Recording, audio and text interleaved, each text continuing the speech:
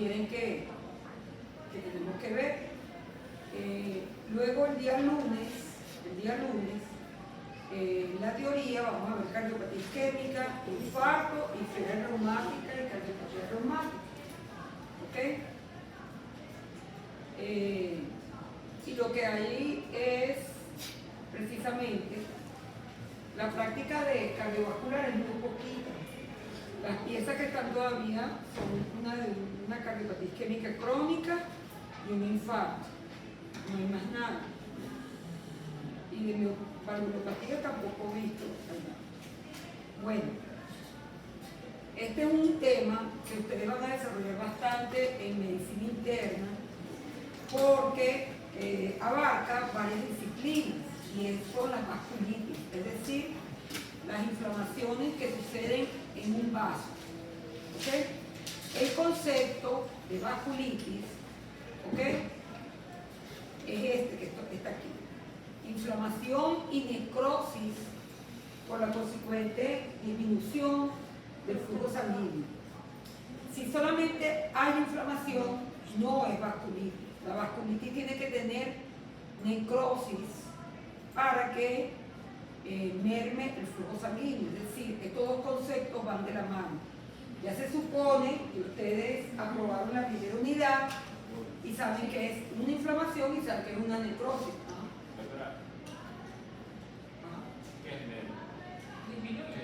Merma, disminuye, que disminuye o no está presente, sí, o lo tienes en menor cantidad. Luego, la consecuencia de la vasculitis es que destruye la pared del vaso. Al destruir la vasculitis, ese vaso, que es un vaso grande, puede ocurrir perforación y hemorragia en ese vaso. ¿Qué consecuencias trae la vasculitis? Es decir, ese daño endotelial. Si es en vasos venosos o arteriales, provoca trombosis e isquemia o infarto de los tejidos. Entonces, fíjense, en este concepto tan general se esconden tres preguntas. El concepto de vasculitis, ¿ok? Las complicaciones de una vasculitis, que son estas que están acá. ¿Cómo se clasifican las vasculitis? Hay varias clasificaciones. Normalmente, esta es una clasificación. La primera es según su manifestación clínica. Es decir, si yo tengo que son vasos grandes, de gran calibre, casi siempre producen un síntoma clínico que se llama claudicación. Claudicación significa que el paciente, al tener menos flujo sanguíneo en un vaso, ¿ok?, ese paciente, como dice la palabra, va a claudicar, no va a poder terminar de ejercer. Y ustedes ven que muchos pacientes que tienen claudicación intermitente, es decir, un poquito, vamos a decir, paulatina, tienen este síntoma. Hay una claudicación que es importante, que es la de la mandíbula, que no pueden hacer esto, ¿ok? Asimetría en los pulsos y la tensión arterial.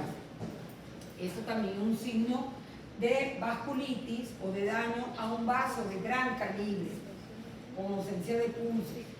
Si ustedes tienen que la vasculitis está ocurriendo en una zona cercana a, por ejemplo, la arteria aorta, pueden escuchar inclusive soplos por la turbulencia de la sangre.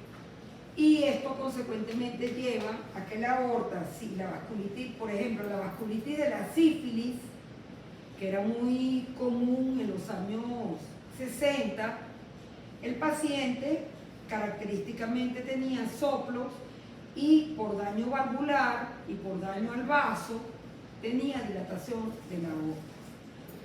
¿Qué vasos medianos conocen ustedes? Aquí lo dice. Los vasos de mediano calibre los tenemos en los dedos, ¿ok?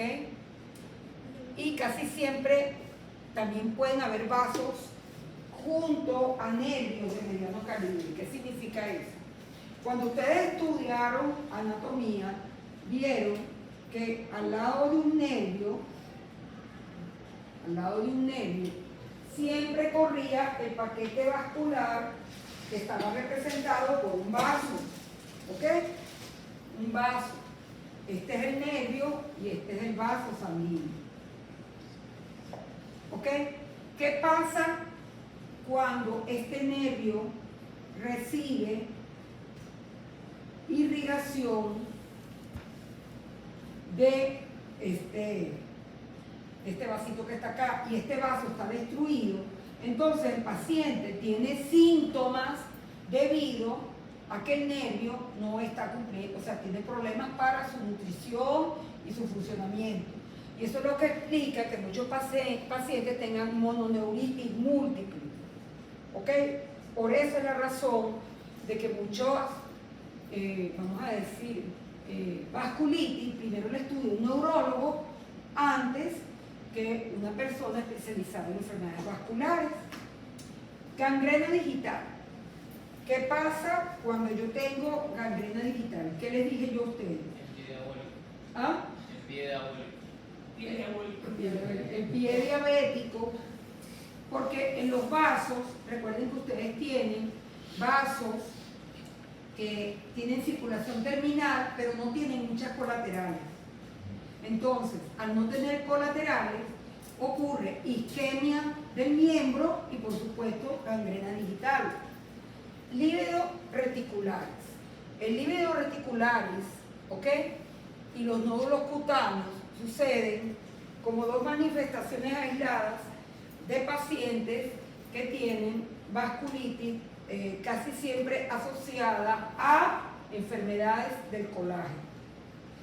Y ahorita tenemos las vasculitis de vasos muy pequeñitos. ¿Qué vasos son estos? Vasos capilares. Por supuesto, los capilares están en todo el organismo y nos pueden ocasionar púrpura, urticaria, algo que se llama hemorragia en astilla, lo más importante de la vasculitis, la glomerulonefritis, hemorragia alveolar, y a nivel de los ojos, recuerden que nosotros tenemos que la esclera y todo lo que es la cámara anterior tiene vasos capilares terminales.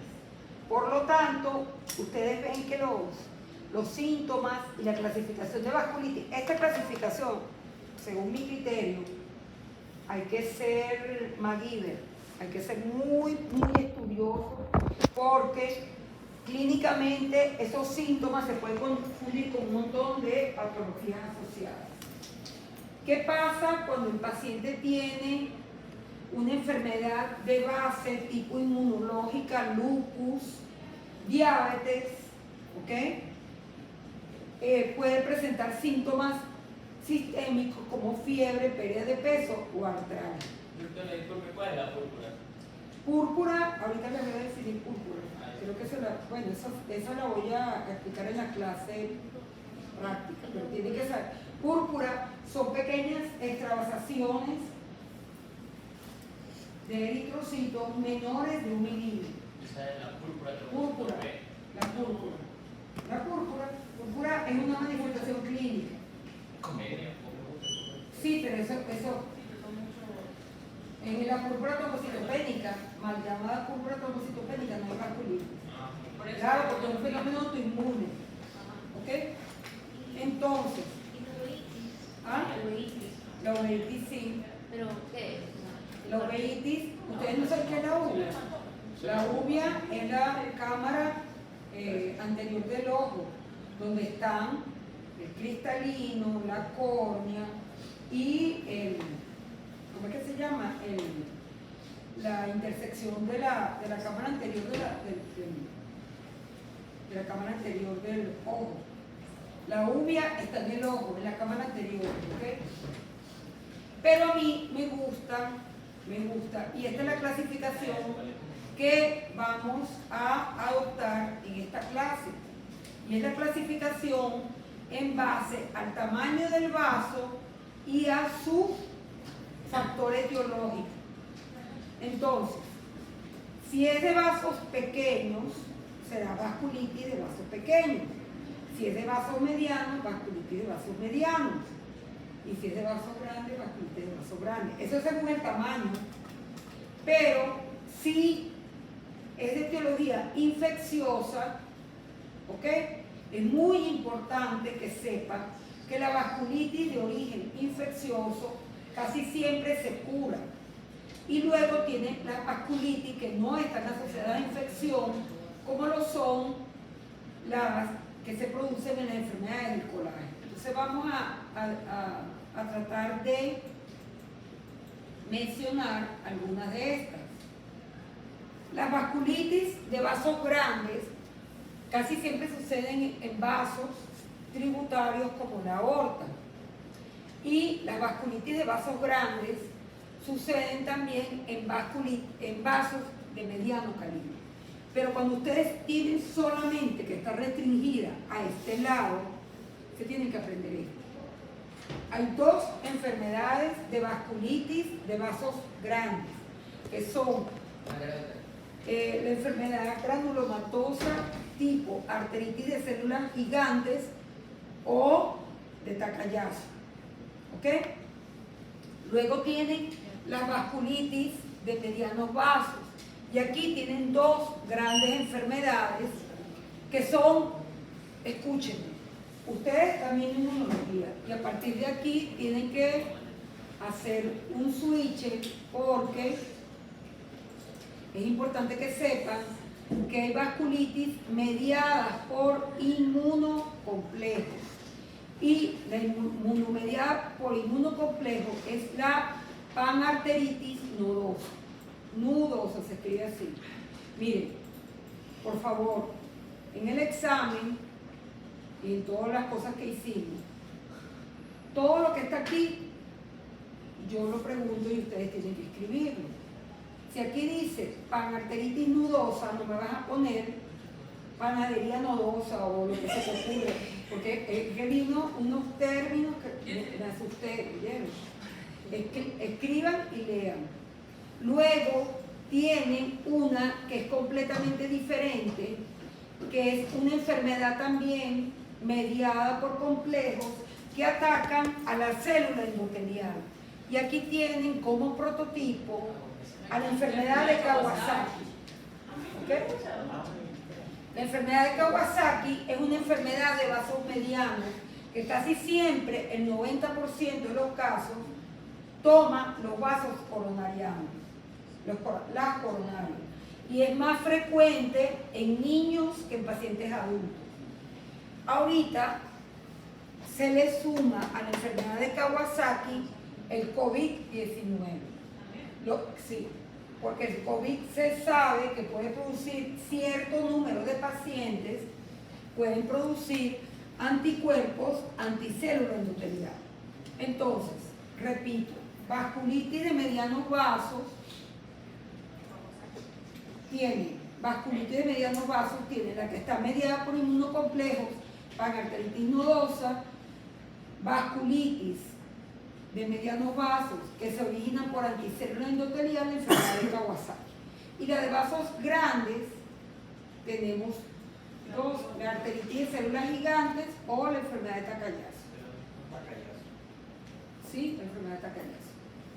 Luego, vámonos a este gran meollo que tenemos acá, donde caen la mayoría de las vasculitis que se dan en arteriolas, en capilares de conexión, tanto arteriales como vénulas, se da en capilares venosos, en vénulas y en venas. Miren, por favor, otra cosa. Vasculitis es daño vascular. No me digan que solamente es en la arteria, también da en la vena. ¿Ok? Ahora bien, ¿qué es lo que pasa con las vasculitis de vasos pequeños?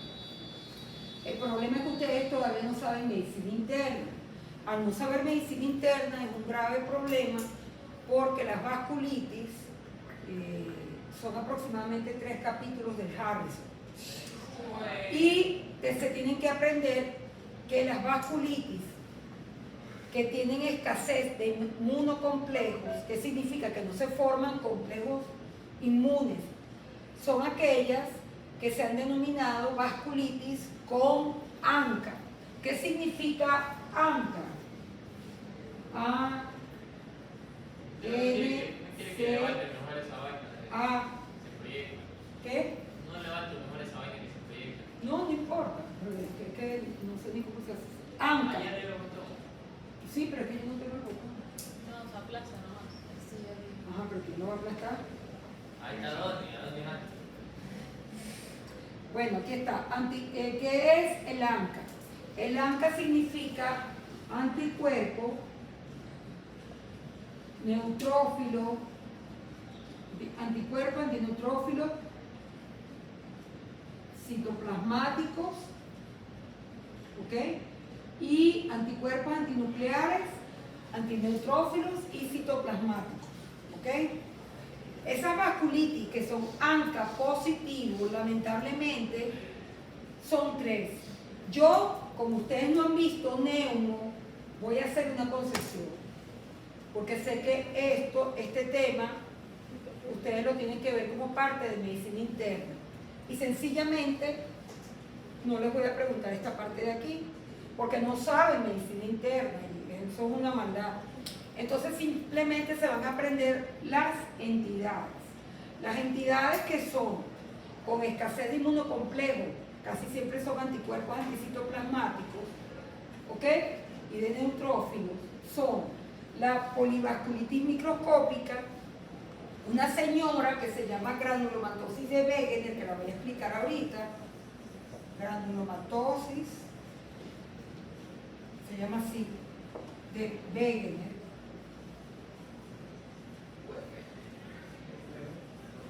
Y un síndrome porque tiene varios componentes, que es el síndrome de Churg-Strauss.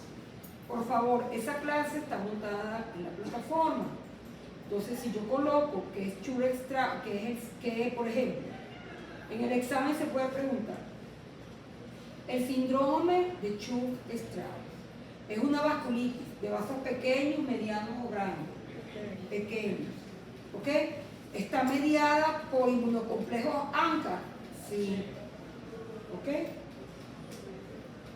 No voy a preguntar, aquí lo pongo en rojo, no voy a preguntar lo que si tiene asma, no tiene asma, porque lamentablemente ustedes, aquí lo pongo en rojo, ustedes no han recibido las clases clínicas, y yo aquí no voy a estar explicando clínica porque este tema es largo.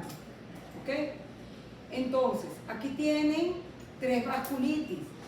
La polivasculitis microscópica, la granulomatosis de Wegener y el síndrome de Churg-Strauss. El síndrome de Churg-Strauss lo vamos a ver.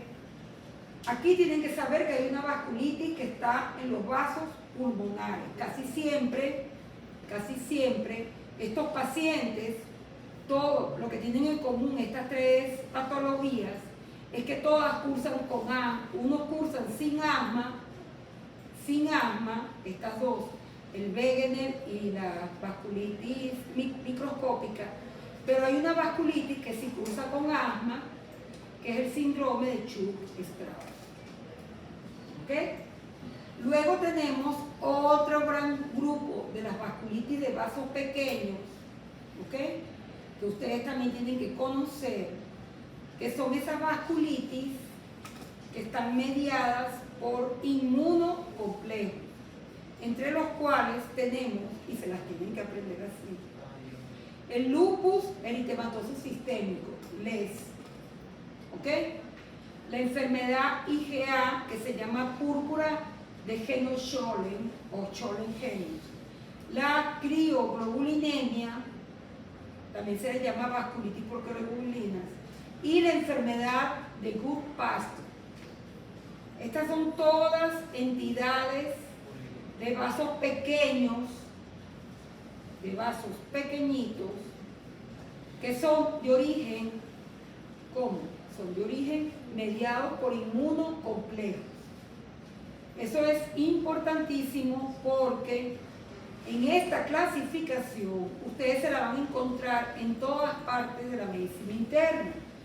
Y en el examen, tanto del cárcel como para posgrado, siempre le van a preguntar por una entidad o cómo se clasifica dicha entidad. ¿Ok? Aquí está la palabra ANCA, anticuerpos, anticitoplasma de los neutrófilos. ¿Ok? LES significa lupus eritematoso. Entonces, este cuadro, página 39, o sea, la diapositiva 39, ojo, va para el examen. Vamos a empezar por la arteritis de células gigantes, o también la llaman arteritis de la arteria temporal. Ahora ustedes me van a preguntar, ¿pero eso es un vaso grande o mediano? ¿De quién es rama la arteria temporal? A ver. De la carótida. De las carótidas. Y lamentablemente la arteria temporal entró dentro de esa clasificación y es una arteritis, una vasculitis que se caracteriza por inflamación, ¿ok? En arterias de tamaño grande o pequeño o mediano. Y se llama del temporal porque afecta a pacientes, ¿ok? En la arteria temporal, y se va a caracterizar por granulomas, inflamación crónica granulomatosa en la pared de la arteria. Concepto de arteritis de células gigantes. Una vasculitis de vasos grandes, medianos, ¿ok? Que se caracteriza por inflamación crónica necrotizante en la pared media, la capa media del vaso. ¿Ok? Y aquí está el concepto anatomopatológico. La lesión clásica de la inflamación granulomatosa se centra a nivel de la lámina elástica. Esto que ven aquí en negrito es la lámina elástica interna. El granuloma está localizado entre la capa media y la elástica interna. ¿Por qué se llama de células gigantes? Porque tiene células gigantes multinucleadas. ¿Y qué hace la arteritis de células gigantes? Fragmenta la elástica. Estos pacientes tienen una clínica y una tríada normal. Son pacientes que son mayores de 50 años, sufren de episodios de cefalea y hemianopsia. Hemianopsia es que pierden, si la arteritis es de este lado, del lado derecho, pierden la visión del lado derecho. ¿Ok? Y si la arteritis llega a ser bilateral, pueden tener esos periodos que son bien graves. ¿Cuál era el concepto, doctora? ¿El que está subrayado en amarillo o no? Sí. Ahí está. Y esto es la parte histopatológica. Esto que acabo de poner aquí. Inflamación Sí, sí, crónica. Esa es la descripción, ¿verdad? Esta es la descripción. Pero en práctica. Bueno, esta es la descripción de una arteritis de células Ah, gigantes. ya. Esta es la descripción. Esta es la descripción que está en azul. No copien otra cosa. Luego tenemos que vamos a ver una vasculitis de vasos medianos que se denomina panarteritis nodosa o nudosa, como le dicen los gringos. ¿Se puede poner cualquiera de las dos? Bueno, los americanos utilizan nude, Pero eso no. Eso no significa otra cosa, doctora, solo No, digo. Porque hay color nude, por si acaso. lo que pasa es que, bueno, dependiendo de qué. Sí. Dependiendo de la persona, obviamente. bueno, ¿qué es la panarteritis? La palabra panarteritis significa varios y nodosa significa, es una manifestación clínica, pues quien la denominó primero era un clínico holandés que él veía que esos pacientes tenían nódulos en los miembros inferiores o nódulos en los brazos. ¿Ok? Es una vasculitis, cuando digo panarteritis estoy diciendo todas, pan no es todas. En medicina pan es todas. ¿Ok? Por lo tanto es una vasculitis sistémica. Y aquí viene el problema que siempre tengo yo con los estudiantes, que me ponen arterias, pero no me ponen que es una arteria muscular. Tiene que ser sí o sí muscular. Sí, señor. Para que se le vea la película. Y tienen que ser de tamaño pequeño o mediano, y qué vasos son afectados en el 90% de los casos. Los vasos renales y los vasos del tronco mesentérico, casi siempre viscerales. Y luego hay una característica que la distingue de las demás. y clínicamente ya el clínico lo sabe, porque es un paciente que tiene vasculitis, pero que no tiene compromiso pulmonar. Esto es muy característico. Ahora bien, el concepto histopatológico de panarteritis nodosa es esto que está aquí: inflamación necrosante transmural segmentaria de arterias pequeñas y medianas. Es necrosante y transmural. ¿Cuál es el problema con el panarteritis nodosa? Que da en pacientes adultos jóvenes entre los 25 a 35 años, pero lamentablemente se puede presentar a cualquier edad. ¿Ok? Eso es importantísimo. ¿Qué se ve desde el punto de vista histopatológico en una panarteritis nodosa? Ustedes ven una necrosis fibrinoide de la pared del vaso. Este material rosado es necrosis fibrinoide, con un infiltrado de predominio de neutrófilos, linfocitos, ¿ok?, que están en toda la pared. Cuando están en toda la pared, yo digo que es transmural. La palabra trans significa que atraviesa toda la pared. Y esa es la característica, ¿ok?, histopatológica, inflamación transmural. Cuando yo digo la palabra segmentaria, ahí viene algo. Ella puede afectar parte de una arteria o un segmento, ¿ok? Eso es importante. Estas enfermedades son las que casi siempre es un problema para los clínicos. Y por último, tenemos a la granulomatosis de Wegener. No le puede decir Wegener. No se puede decir Wegener. ¿Ok? Granulomatosis de Wegener. La granulomatosis de Wegener, ¿ok?, ustedes la empiezan viendo como el prototipo, el tercer prototipo de vasculitis en vasos capilares de pequeño calibre, es decir, una vasculitis de vasos pequeños. ¿Qué tiene la granulomatosis de Wegener? Es una vasculitis que también necrosa el vaso, pero que tiene una tríada específica. Clínicamente, esto es clínico, se ven granulomas en los pulmones y en las vías respiratorias altas, es decir, oído, nariz, senos paranasales y orofaringe.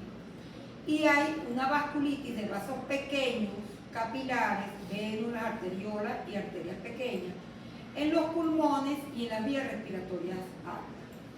Entonces, una de las características del Wegener es que él es ANCA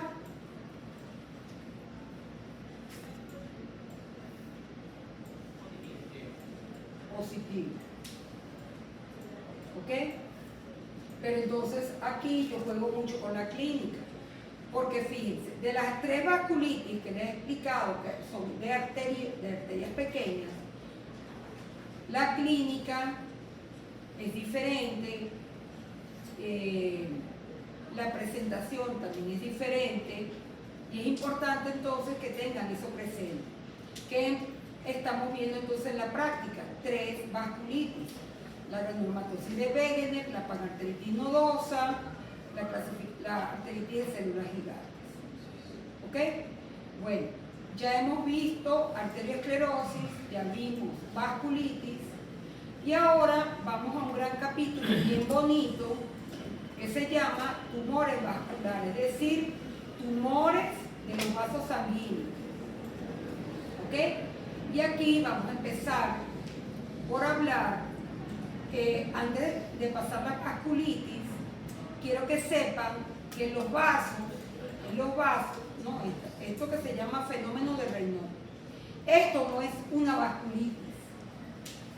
Esto no es una vasculitis, es un vasoespasmo, es decir, disminuye, hay vasoconstricción, ¿ok? Y no confundir el fenómeno de Raynaud con una vasculitis. ¿Por qué? El fenómeno de Raynaud es un vasoespasmo episódico que sucede en pacientes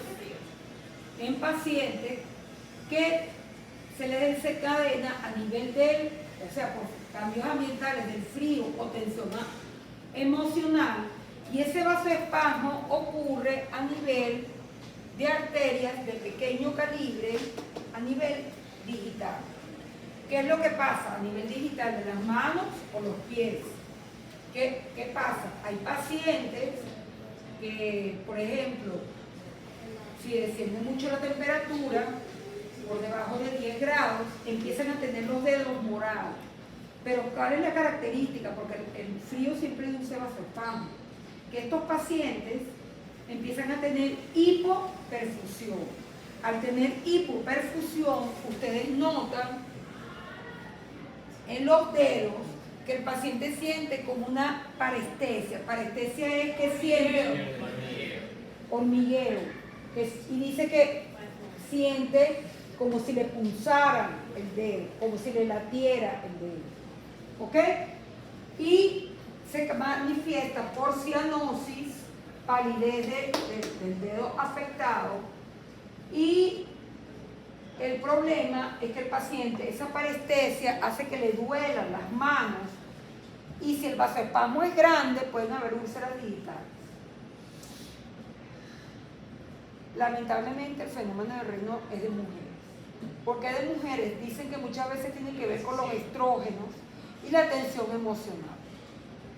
Pero hay algo que siempre ustedes van a ver, que hay un 10 a 15% que tienen una enfermedad autoinmune de base del tipo lupus eritematoso sistémico o esclerodermia. ¿Ok? Entonces, escuchen, esto es un vasoespasmo, ¿ok? No es una vasculitis. No es una vasculitis. ¿Cómo se ve entonces? ¿Cómo se ve un fenómeno de Raynaud? Ustedes ven aquí, ¿verdad? Ven aquí. Este es un corte de piel del dedo de una mano, etc. Y ustedes ven aquí que la pared del vaso está engrosada y hay un engrosamiento fibroso, sí. Eso sucede por los cambios de temperatura. Y se ve esta arteria muscular que tiene hiperplasia de la íntima, es decir, aumento de la íntima, aumento del número de células en la íntima y disminución de la luz del vaso. Y esa estenosis es la que es responsable de la hipoperfusión a nivel del vaso. Aquí pueden observar también que al lado del vaso hay un nervio. Recuerden, miren, lo acabamos de ver. Yo les acabo de decir que aquí al vaso hay un nervio. Recuerden que los vasos y los nervios van juntitos. ¿Okay? Entonces, recordar que esto no es ninguna vasculitis, es un fenómeno de vasoespasmo. ¿Okay? Y ahorita, para terminar, tenemos las neoplasias vasculares. Las neoplasias vasculares, tenemos a mi amiguito el hemangioma, ¿ok? Que se sabe que es un tumor benigno, donde hay proliferación de vasos sanguíneos en cualquier parte del organismo, casi siempre sucede en la piel o en cualquier órgano, ¿ok? ¿De dónde se originan los hemangiomas? Del endotelio de todos los vasos sanguíneos. ¿Qué significa? Que yo puedo tener un hemangioma arterial, un hemangioma capilar, un hemangioma venular, un hemangioma venoso, un hemangioma linfático. ¿Okay? Luego tenemos la parte clínica. Esta era una fotico que yo ponía antes. ¿Ok? Y fíjense el hemangioma capilar, que está el concepto, acúmulo de vasos pequeños sanguíneos con un pequeño diámetro interno, que puede aparecer en la piel y en las mucosas también puede aparecer un hemangioma. Casi siempre los hemangiomas cutáneos se manifiestan en la zona del cuello y la cabeza. ¿Ok? ¿Y cómo se ve clínicamente un hemangioma? Un hemangioma, ustedes ven, ¿ok? Esta lesión eritematosa, rojiza, que puede ir de 0,2 a 2 centímetros de vaso. Y aquí tienen la parte histopatológica. Entonces, este hemangioma, aquí tienen la parte clínica. Esta es una fotografía de un niño que ustedes ven que es lo que dicen las mamás, que lo llaman y que mancha de sangre, porque hay hemangiomas que son congénitos. Los hemangiomas congénitos son más frecuentes en niños, ¿ok? En la cabeza y en el cuello, ¿ok? Luego tenemos los hemangiomas cavernosos. La palabra cavernoso, ¿qué significa? Que afecta vasos de la dermis profunda e hipodermis. Y se llama cavernomatoso, ¿saben? Aquí tienen el glúteo de un paciente. ¿Por qué? Porque son vasos que pueden ser arteriales o venosos. Y aquí pueden ver que el hemangioma está arriba y abajo. El otro término con el que se denominan los hemangiomas es el de nevus flamius, porque parece una flama, ¿ok? Como un estallido. Y casi siempre los hemangiomas superficiales son rojos, mientras que los hemangiomas profundos son azules, ¿ok? Y ahora vamos con las neoplasias vasculares. Las neoplasias vasculares son cuatro. Tenemos al tumor glómico, tenemos un tumor maligno que es el angiosarcoma, tenemos al sarcoma de Kaposi, sí, nada más le voy a dar 3 solamente, no le voy a dar los 4 porque es muy difícil el otro. Fíjense ustedes, este es facilito. Esto aparece siempre, en manos o pies. O sea, que no me van a estar inventando, ay, eso no es sarcoma. Casi siempre aparece, ¿ok? En la piel acral. Acral, recuerden que es vaso de las manos. ¿Por qué? Porque esos vasos son ricas en células glómicas. Y casi siempre son como especie de unas pequeñas manchitas a nivel de la región subunguial, ¿ok? O de los pulperos. ¿Y cómo se ve? El paciente siente un nódulo en la dermis de color azulado o rojo, y el signo clínico que utilizamos los dermatólogos es que el paciente te dice que le puya, pero no, o sea, que siente como una sensación de parestesia. Y uno le provoca el dolor, porque las células glómicas están alrededor de los vasos capilares. Y uno, al presionar, el paciente sale brincando como si le hubiese enterrado un cuchillo. Simplemente así. O el paciente refiere que cuando toca las cosas... ¿Qué? ¿Hipersensibilidad? No. Es que tiene, eso se llama parestesia. Ah, ya, lo vi. ¿Ok? Entonces, son nódulos dérmicos azules o rosados y son muy dolorosos. Esos síntomas es típico. A veces los clínicos lo confunden con, el paciente dice que surge ante cambios de temperatura, pero a diferencia del fenómeno de Raynaud, aquí no hay cianosis, mientras que en el fenómeno de Raynaud sí hay cianosis y palidez. ¿Cómo se ve un tumorcito glómico? Es un tumor netamente, el tumor glómico es una neoplasia benigna que aparece en la dermis. Está bien delimitado por una cápsula y pueden ser grandes y llegar hasta el subcutáneo. ¿Cuál es la característica histopatológica de un tumor glómico? Es una proliferación de células pequeñas, redondas o poligonales que tienen núcleos hipercromáticos, y estas células son estas que están acá, que se van a disponer alrededor de los vasos sanguíneos. Ojo, esta es la diapositiva. Ahorita en este segundo parcial no solamente voy a preguntar teoría, sino que voy a preguntar las láminas de que estoy dando en teoría. ¿Qué significa esto? Que si yo pongo esta foto en el examen y les coloco paciente con nódulo azulado en el pulpejo, doloroso de varios meses de evolución, cuya biopsia de piel muestra A, tumor glómico, B, sarcoma de Kaposi, C, hemangioma, D, angiosarcoma. Tiene que agarrar que es tumor glómico. Es decir, que las diapositivas no están solamente para verlas, sino para aprender. ¿Ok? Y ahí la tienen. Esa diapositiva también está en el ROBOS. Y ahorita, pregunta de cirugía 1.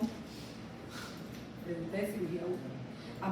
A más de uno de ustedes lo he visto en el Teodoro Maldonado, que lo agarran con el sarcoma y no saben, se vuelven un... Bueno. El angio significa vaso y sarcoma significa tumor mesenquimático maligno. Es un tumor maligno originado también en células endoteliales, que lamentablemente tienen muy mal pronóstico cuando se diagnostica, porque evolucionan rápidamente. ¿Qué tiene el angiosarcoma? Tienen 3 variantes clínicas. El primario, que es en personas mayores, que sucede en cabeza y cuello. El angiosarcoma asociado a linfedema crónico, es decir, pacientes que han tenido manipulación axilar, se les sacan los ganglios y empiezan a tener angioedema, y tienen luego el angiosarcoma post-radiación, es decir, aquellos pacientes que han recibido radiación por otra causa y empiezan a tener dicha patología. Aquí ustedes ven, esta es la cabecita de un hombre, y aquí ven una gran placa roja eritematosa. Esto está, perdón, esta es aquí en la frente, acá, porque esta es la línea de la frente. ¿Qué tiene el angiosarcoma? De este sí tengo lámina. El angiosarcoma es un tumor maligno de vasos que sucede en la forma clásica en pacientes cabeza y cuello y pacientes adultos. Y hay una proliferación de células que forman canales endoteliales. ¿Ok? Aquí está toda la descripción, esto que estoy leyendo aquí. Que es anastomosa, con atipia, mitosis, necrosis. ¿Ok? Aquí, por favor, si no veo la diapositiva, me voy al libro. Y aquí tienen la clínica, perdón, esta es la clínica. ¿Ok?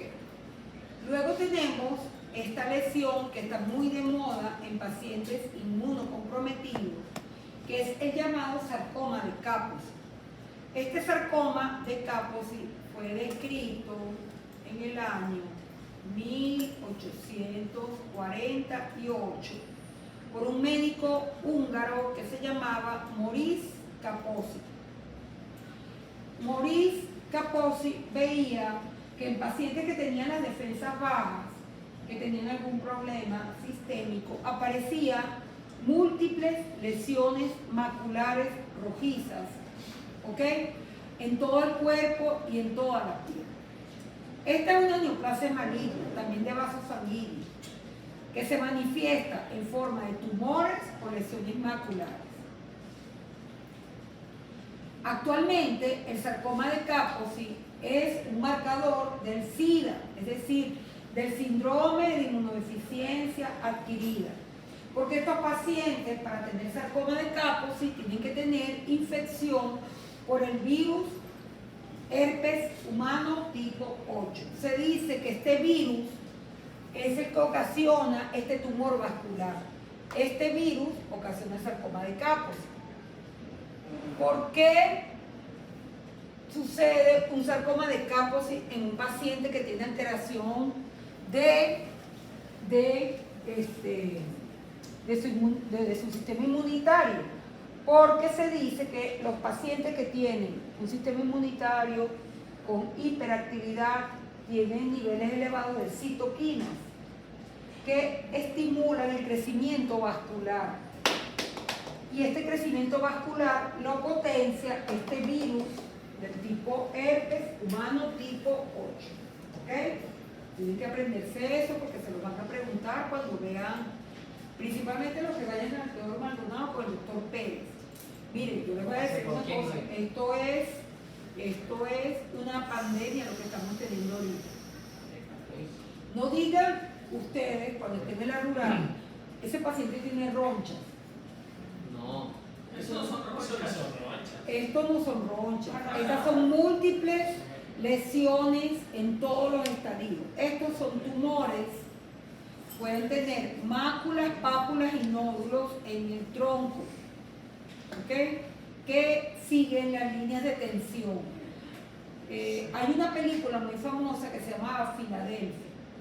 En la película Filadelfia, esta película a mí me encantó porque en la película, escuchen, en la película Filadelfia, yo no sé si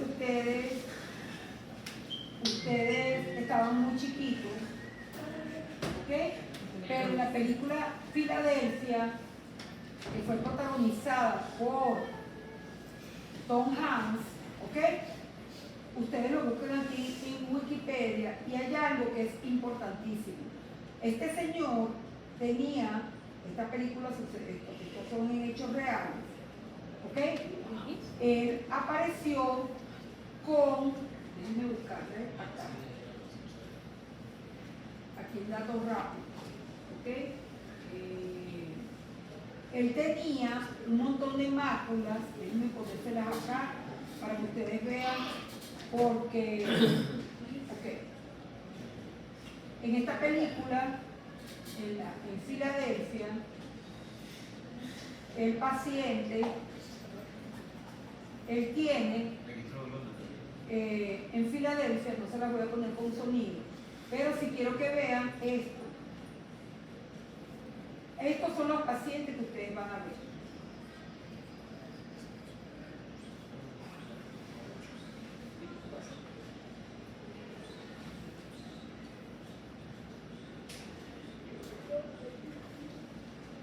Esta película recibió un Oscar porque fue la primera en donde se determinó, ¿ok?, que el VIH era una pandemia, ¿ok? Y era importante porque la ignorancia en el año 1995 sobre estas lesiones que yo les acabo de colocar, ¿ok?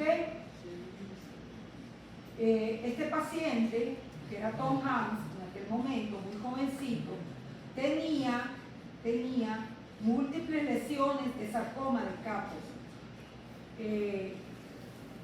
Hay una foto que se llama, sí, las calles de Filadelfia, que era de Bruce Springsteen, y hay una que estaba en el hospital, y es una foto, aquí todavía no aparecía, y fíjense, aquí, él cuando se quita la gorra en la película, aparece aquí están viendo. Miren, acá, ok, y él se quita la gorra y el hombre se le queda, Denzel Washington se le queda mirando. ¿Por qué? Porque, vamos a parar acá, este paciente tenía múltiples lesiones maculares. Miren, señores, yo les voy a decir una cosa, ahorita Guayaquil tiene una pandemia de virus VIH. ¿Por qué tenemos y por qué el virus está mutado? Porque los programas de pesquisa lamentablemente están fallando. Y más en un país latinoamericano, ya el SIDA no se ve en Estados Unidos. ¿Ok?